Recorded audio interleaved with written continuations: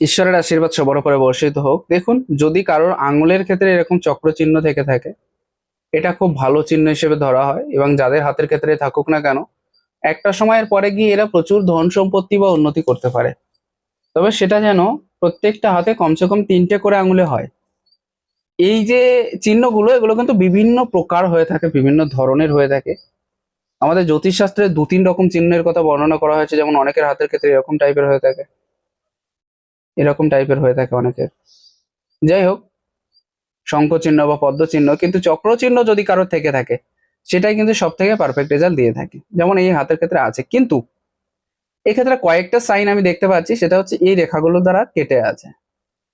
দেখুন, ইনি সাকসেস তো পাবেন, কিন্তু সাকসেসের পথে অতিরিক্ত বাধা পেরিয়ে তবেই কিন্তু এই জাতককে সাকসেস পেতে হবে, না হলে কিন্তু সম্ভব হবে না। কারণ এই যে চারিপাশ দিয়ে যে কাটা রেখাগুলো আছে, এগুলো কিন্তু প্রচুর পরিমাণে ডিস্টার্ব করবে এই জাতকের হাতের ক্ষেত্রে, প্রচুর পরিমাণে।